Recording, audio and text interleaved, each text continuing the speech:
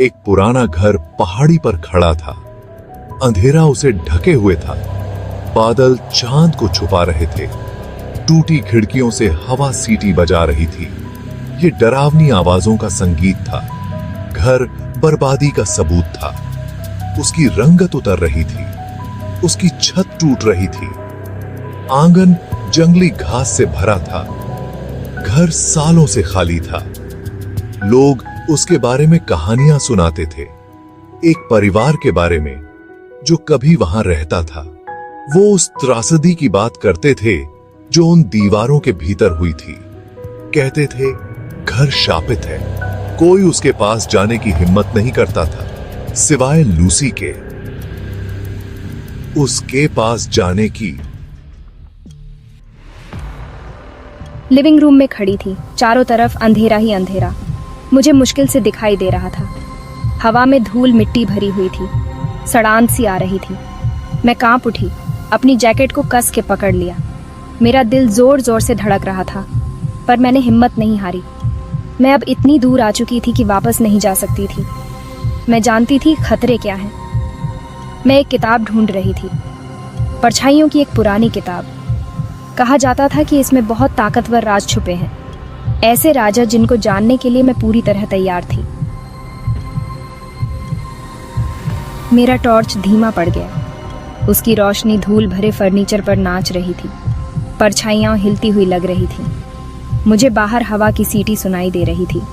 फर्श के टुकड़े हर बार चरमराते तो मेरा दिल जोर से धड़कने लगता। मैं सीढ़ियां छरा रही थी, हर कदम धीरे और सोच समझकर। रेलिंग मेरे हाथ के नीचे ठंडी और गीली थी। ऊपर चढ़ते ही हवा और ठंडी हो गई। वो मुझे परछाइयों से देख रहा था। मैंने अपनी रफ्तार बढ़ा दी। चौथा भाग, परछाइयों की किताब। अटारी बहुत बड़ा और खाली कमरा था। हर कोने में मकड़ी के जाले लटके हुए थे। फर्श पर धूल की मोटी परत थी। कमरे के बीचों बीच एक लकड़ी के बक्से पर एक खिड़की से धुंधली रोशनी पड़ रही थी। लूसी धीरे धीरे उसके पास पहुंची। कुंडी पर हाथ रखते हुए उसका हाथ कांप रहा था। बक्सा खुलते ही चरमरा गया।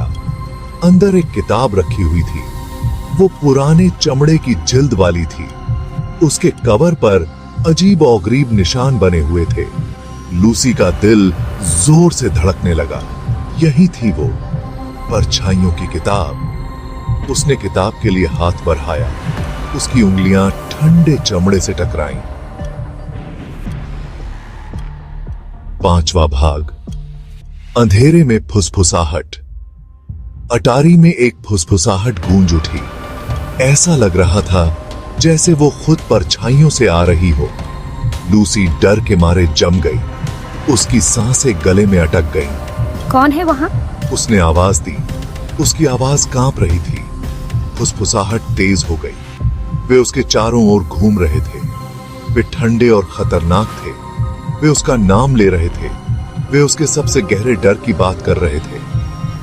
उसने टॉर्च को कसकर पकड़ लिया। उसने उसे अंधेरे में चमकाया, लेकिन ऐसा लग रहा था जैसे फुसफुसाहट खुद परछाइयों से निकल रही हो। छठा भाग, आमने सामने।